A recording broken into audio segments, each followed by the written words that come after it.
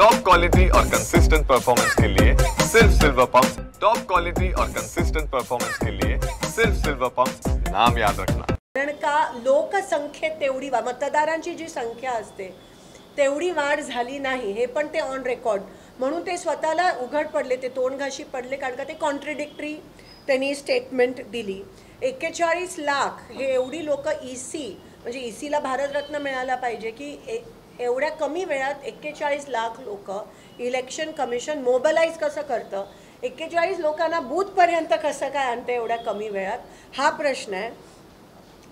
Obviously जर मतदारसंख्या कमी होत असेल तर 18च्या वरची पण लोकांची जी नोंदणी आहे ती पण कमी होते। मग मी देवेंद्र फडणवीसना विचारते, मग तुमची ही जी आकडेवारी आहे ती कशी वाढली?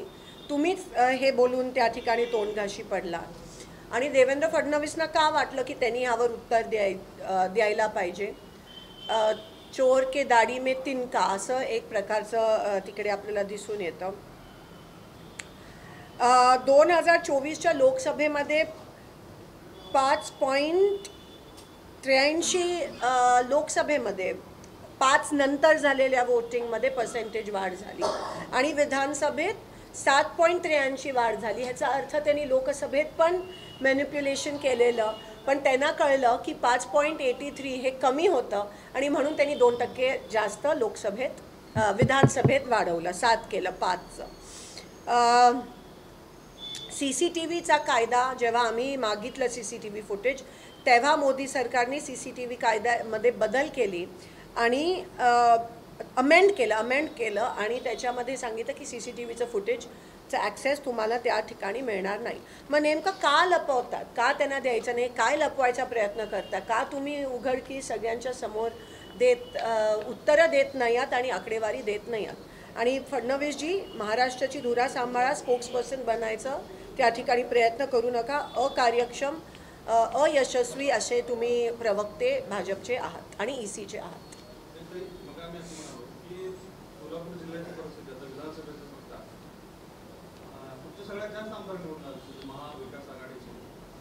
खासदार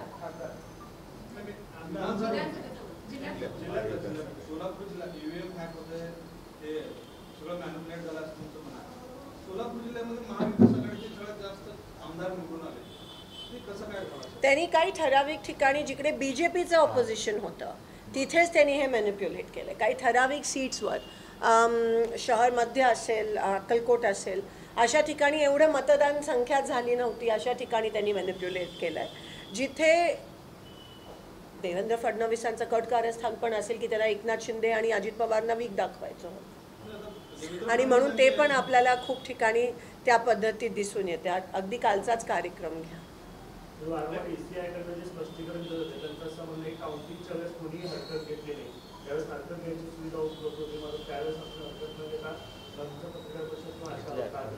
आम्ही क्षणाक्षणाला हरकत घेत होतो। आम्ही लोकसभेमध्ये पण 5च्या नंतर एवढं वोटिंग का झालं, आमची लोक लेखी हरकत घेत होते, तक्रार करत होते, पण ह्याची नोंद कोणी घेत नव्हतं। अतिशय खूप मोठ्या प्रमाणात, मला अधिकाऱ्यांचं पण वाईट वाटतंय, एवढ्या मोठ्या प्रमाणात आज दबाव या सोलापूर जिल्ह्यामध्ये वेगवेगळे आमदार आणि BJP हे वरून, म्हणजे मी काय म्हणते, किरकोळ कारणासाठी पण डायरेक्ट CM जर फोन करायला लागले तर इतर काम नाही आहे का महाराष्ट्राची धुरा सांभाळायचा?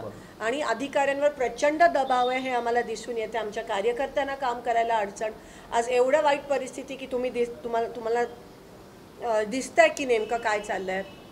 आणि मी तुम्हाला हात जोडून विनंती करते, तुम्ही चौथा स्तंभ आहात, जे प्रश्न खरं तर तुम्ही विचारायला पाहिजेत। म्हणजे काही 35, 40, 50 वर्षाची लोक जी मोदी सत्तेत आल्यानंतर जन्माला आली, त्यांना असं वाटतं की ह्या देशात आधी काहीच झालं नव्हतं।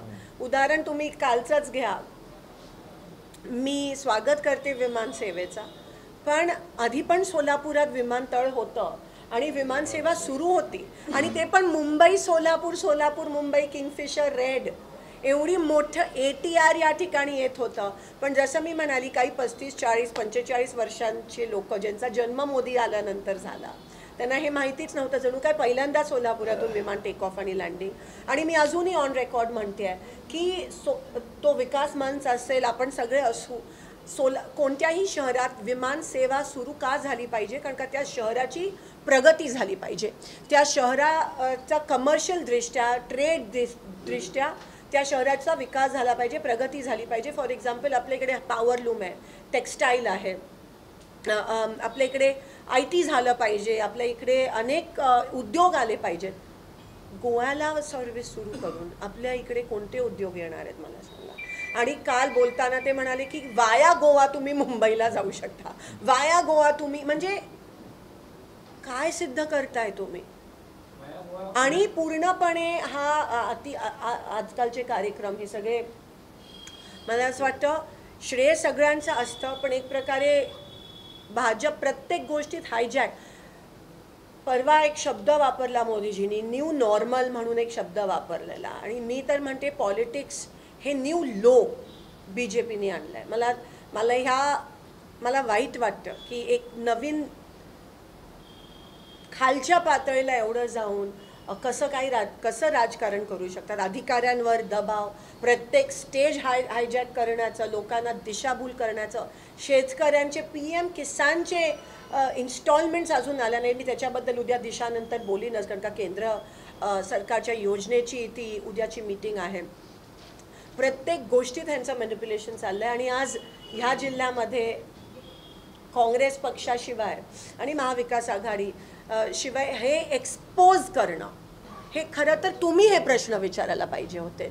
आहे अजूनही वाईट वाटतं की ते प्रश्न विचारले जात नाही आहेत, आणि म्हणून आम्हाला हे करणं गरजेचं वाटतं. लोकांचे डोळे उघडणं महत्त्वाचं आहे. आम्हाला मुंबई सोलापूर, मुंबई हैदराबाद, सोलापूर हैदराबाद, सोलापूर मुंबई, सोलापूर बँगलोर, सोलापूर पुणा अशी एअर सर्व्हिस पाहिजे. उलट मला तर शंका आहे की हे गोव्याला करून इतर गोष्टींची तस्करी तर नाही वाढणार, कारण का नाही, खरंच तसंच आहे. आणि काय होणार आहे ह्याच्यातून, तुम्ही काय साध्य करताय.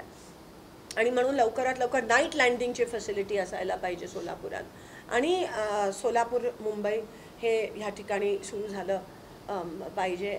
आम्ही पूर्ण ताकदीने जिल्हा परिषद पंचायत समिती ह्या ठिकाणी लढणार आहोत. काँग्रेस एक आहे आणि तळागळातली लोकंही आमच्यासोबत आहेत. तुम्ही बघितलं 24च्या लोकसभेच्या इलेक्शनचं वातावरणच वेगळं होतं, आणि ते घाबरूनच BJPनी प्रत्येक गोष्टीत मॅनिप्युलेशन केलं. फक्त EVM नाही, लाडकी बहीण मॅनिप्युलेशन होतं, साम दाम दंडचा वाटप हे मॅनिप्युलेशन होतं, वेगवेगळ्या योजना ज्या जाहीर केल्या, 7,500 जे डिपॉझिट केले ते पण मॅनिप्युलेशन.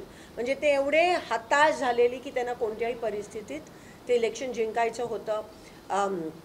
आम्ही 12 तारखेला मशाल रॅली काढतोय ह्या गोष्टीच्या विरोधात, आणि वेळ पडली तर आम्ही उपोषणावर पण बसू, पण आम्हाला बॅलेट्स पाहिजेत ह्या जिल्हा परिषद इलेक्शन. काही लोकांनी गॅरंटी दिली होती की विमानसेवा सुरू होणार नाही, पण आम्ही गॅरंटी देऊन विमानसेवा सुरू केली आहे, आणि ऑगस्टच्या पहिल्या आठवड्यात मुंबई सोलापूर विमानसेवा सुरू करतो. उम्मीद पे दुनिया कायम होती आहे, बघूयात मुंबई सोलापूर मुंबई सुरू करतायत का नाही. आणि ह्या विमान सेवा सुरू होण्याच्या मागे सगळ्यांचंच त्या ठिकाणी प्रयत्न आहे, सगळ्यांचं यश आहे. खरं तर विमानतळ हे कोणाच्या काळात झालं हे सगळ्यांना माहिती आहे, विमान सेवा कधी चालू झाली हे पण सगळ्यांना माहिती होणं गरजेचं आहे. हे तुम्ही लोकांच्या निदर्शनास मला असं वाटतं आणणं गरजेचं आहे. उडानमध्ये आपलं विमानतळ खूप आधी गेलेलं, 10 वर्ष विमानसेवा का नाही सुरू झाली. तुमची सत्ता होती केंद्रात पण आणि महाराष्ट्रात पण, तेव्हा का नाही सुरू झाली. आणि आता तुम्ही आम्हाला असं हे दिल्यासारखं सोलापूर गोवा तुम्ही सुरू करताय. आम्हाला आमच्या शहराचा विकास पाहिजे, आमच्या शहराची प्रगती पाहिजे, आणि ती सोलापूर गोवानी होऊ शकणार नाही आहे. एक प्रश्न असा आहे की अनेक काँग्रेसच्या नेत्यांचं म्हणणं असं आहे की निकोप पद्धतीनं निवडणुका पार पडल्या नाहीत, त्यामुळे अनेक नेते आणि कार्यकर्त्यांनी त्या निकोप निवडणूक पद्धतीवर शंका घेत कोर्टामध्ये याचिका दाखल केली आहे, आणि कोर्टाकडूनचा कसा निकाल अपेक्षित आहे की जो निकोप या शब्दाला समर्पित असेल आणि कोर्टाकडून त्या पद्धतीचे निकाल येतील असं वाटतं का. कारण देशाचा इतिहास आहे, निकालावरच एका पंतप्रधानांनी आपल्या पदाचा राजीनामा दिला होता. अशा पद्धतीने आमची अपेक्षा आहे की कोर्ट हा इंडिपेंडेंट ट्रान्सपेरंट निकाल देईल, पारदर्शक आणि स्वतंत्रपणे निकाल देईल. कोर्टावर मला कोणत्याही प्रकारचा आक्षेप त्या ठिकाणी घ्यायचा नाही आहे. लोकशाही आम्ही तरी जिवंत ठेवली पाहिजे. दुसरा प्रश्न असा की केंद्र सरकार हे राष्ट्रीय जनगणना आणि डिलिमिटेशन या दोन्ही कार्यक्रम जाहीर केले 27 आणि 28. जनगणनेसाठी 1 वर्ष लागतो, तो गॅजेट होण्यासाठी. डिलिमिटेशनला हरकतीसाठी 1 वर्ष लागतो. पण टाइम बाउंडिंग असं आहे की अगदी म्हणजे 6 महिन्याच्या आतच तुम्हाला त्या दोन्ही तक्रारी द्याव्या लागतात आणि 6 महिन्यानंतर लगेच तुम्हाला निवडणुकीला सामोरं जावं लागतं. हे राजकीय स्ट्रॅटेजी असं वाटतं. जाती जनगणनाचा जो निर्णय दिला त्याच्याबद्दल कोणते प्रश्न विचारणार आहेत, त्याच्यामध्ये कोणते, जसं तेलंगणाने केलं त्याच्यामध्ये कोणते प्रश्न विचारणार आहेत, ते टाईम बाउंड किती असणार आहे. जे मंत्रालय जाती गणना जनगणना करते त्यांना पैशाची तरतूद पण निधीची तेवढी केली नाही आहे. तर हा पण एक दबावाखाली राहुलजींनी जे सातत्याने प्रिडिक्शन केलेलं त्या दबावाखाली येऊनच ही घोषणा त्या ठिकाणी केली आहे. जोपर्यंत हे होत नाही तोपर्यंत महिला आरक्षण पण देऊ शकणार नाही, तोपर्यंत डिलिमिटेशन पण होऊ शकणार नाही. तर त्याच्याबद्दल पण आम्ही स्पेशल सेशन मागतोय. आम्ही ऑप सिंदूरबद्दल पण स्पेशल ऑप सिंदूर मी तिन्ही आर्मी, नेव्ही आणि एअरफोर्सला सलाम करते. अतिशय इंडिपेंडेंटली त्यांनी काम केलं आणि भारताचा विजय झाला असं का जाहीर केलं नाही सरकारने, हा प्रश्न माझ्या मनात आहे. सरकार आणि CDSमध्ये जी एका पानावर नाही आहे, ते CDS म्हणतात आमची विमानं पडली आणि का पडली, कशी पडली ते महत्त्वाचं नाही आहे, पण त्याच्यानंतर पण सरकार ते ॲक्सेप्ट करत नाही आहे. अमेरिकेच्या हातात भारत एक कठपुतली आहे का हा प्रश्न मला पडतो. इंदिरा गांधीच्या वेळेस निक्सनना जे खूप कडक होते त्यावेळी झुकावं लागलं आणि पाकिस्तानला सरेंडर व्हावं लागलं. पण हे नेमकं उलट झालं आहे. भारताने काय करावं काय नाही हे ट्रम्प तात्या आम्हाला सांगायला कोण आले आणि त्याच्यानंतर मोदींनी काही स्टेटमेंट दिली नाही. मोदींमुळे भारत ऑप सिंदूरच्या दरम्यान मोदींमुळे भारत अतिशय कमकुवत ह्या जगात दिसून आलं. एवढं मोदी हे पूर्णपणे जबाबदार आहेत आपल्या देशाला कमकुवत जगामध्ये दाखवण्यास. कारण का जे निर्णय जे स्टेटमेंट्स यायला पाहिजे होते ते आले नाहीत आणि अमेरिकेने आपल्याला आदेश किंवा इन्स्ट्रक्शन दिले की आता सीज फायर करा. एकमेव कारण मोदीजी आहेत आणि त्यांनी ह्या देशाला अतिशय कमकुवत दाखवलंय जगाच्या मॅप. सत्ताधाऱ्यांकडून असा दावा केला जातोय की जगात भारताची अर्थव्यवस्था ही 4थ्या नंबरला आहे. नाही, तुम्ही बघू शकता ते फक्त मला असं वाटतं कोणीतरी सर्वे आलेला त्याच्यामध्ये. पण आज बेरोजगारी असेल, शेतकऱ्यांचे प्रश्न असतील, शेतकऱ्यांच्या आत्महत्याचे विषय असतील, महागाईचे विषय असतील, त्याच्याबद्दल कोणीच बोलत नाही.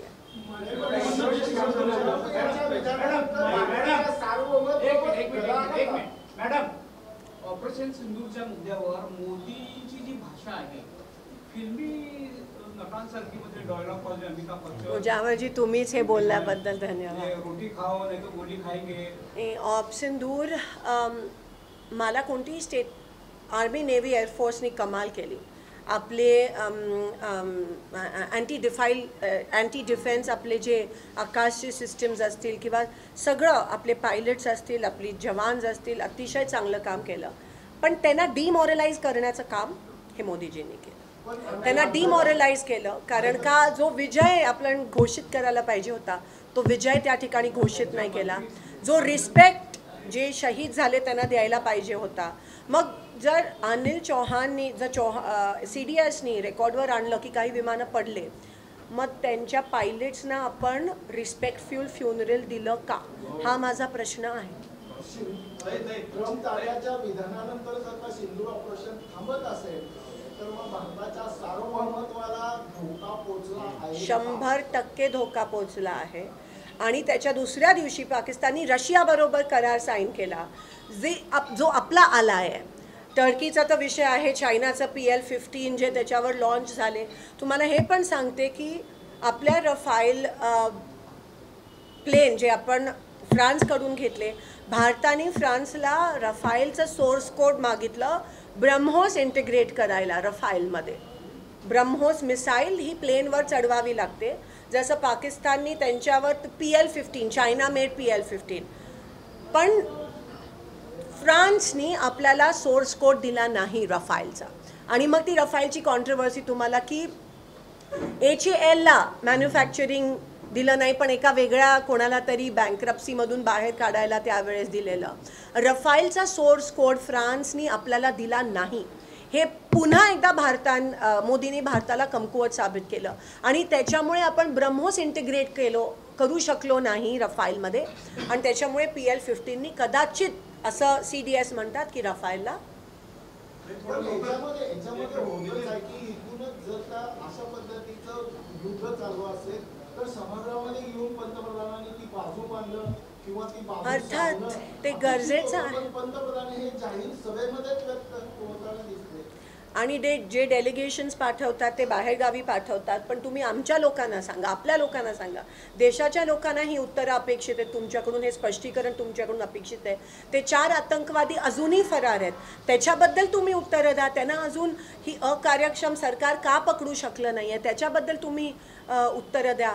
तुम्ही जयशंकरजी 15 मिनटं आधी पाकिस्तानला सांगतात की आम्ही अटॅक करतोय, त्याच्याबद्दल उत्तर द्या. म्हणजे आम्ही अटॅक करतोय, तुम्ही सतर्क राहा आणि आम्हाला त्याच्यामुळे ती कदाचित विमानं खाली पडली, त्याच्यामुळे कॅज्युअल्टीज. मग हे सगळं बघून आपल्या आर्मी, नेव्ही आणि एअरफोर्स डिमॉरलाइज नाही का होणार? मला सांगा. एवढं तुम्ही कमकुवत ह्या ठिकाणी झालात ह्या सगळ्या मोठ्या ह्याच्यामध्ये. आणि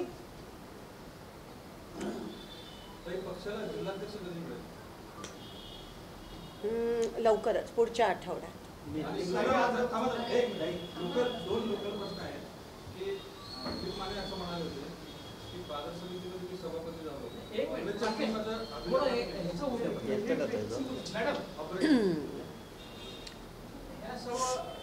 घडामोडीमध्ये प्रत्येक बाजू ही निगेटिव्ह आलेली आहे समोर.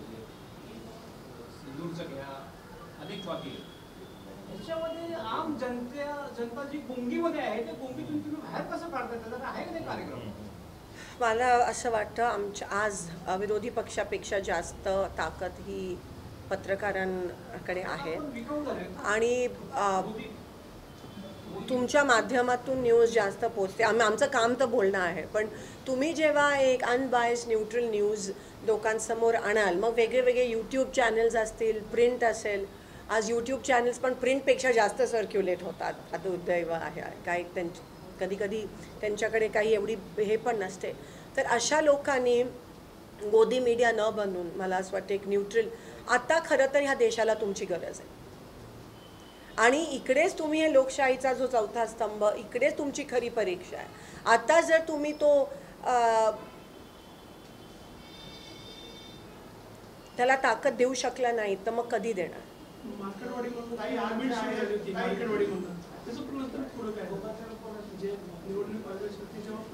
तेच आज जे राहुल गांधींनी परवा लेख लिहिला आणि आजची प्रेस कॉन्फरन्स त्याबद्दलच आहे. तर नक्कीच वेळोप्रसंगी आम्ही उपोषणावर पण बसू.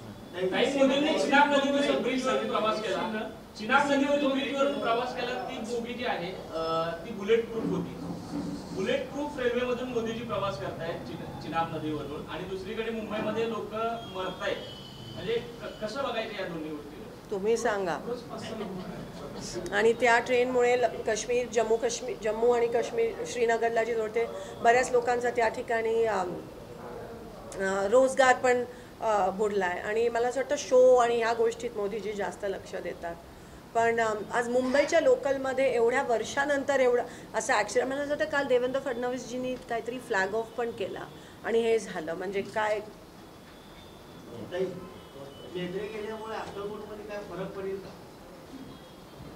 मी जेव्हा इलेक्शनमध्ये अक्कलकोटमध्ये फिरली तेव्हा मूळ हा जो अक्कलकोटचा जो वोटर आहे तो काँग्रेससोबत आहे.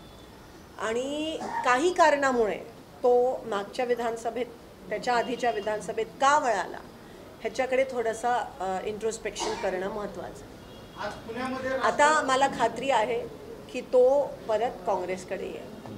आणि म्हेत्रे साहेबांनी हे पाऊल का घेतलं ते तुम्हाला माहितीच आहे, त्यांची अडचण असावी. पण जे त्यांच्यासोबतचे सगळे सहकारी आज आमच्यासोबत आहेत.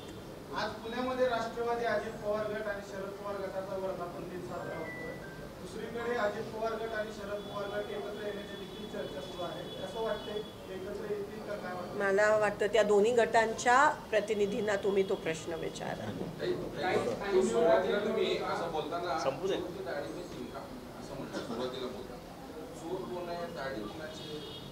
आता समजने वालों को इशारा काफी है. मी ट्वीट पण केलं त्या.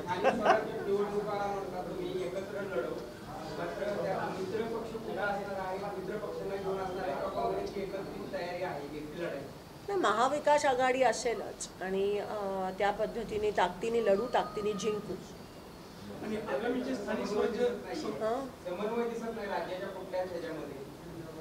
नाही, तुम्ही महायुतीमध्ये काय समन्वय दिसते ते पहिले मला सांगा आणि मग आम्हाला प्रश्न विचारा. ती आमची ठरल्यावर आम्ही तुमच्या समोर नक्कीच आणू.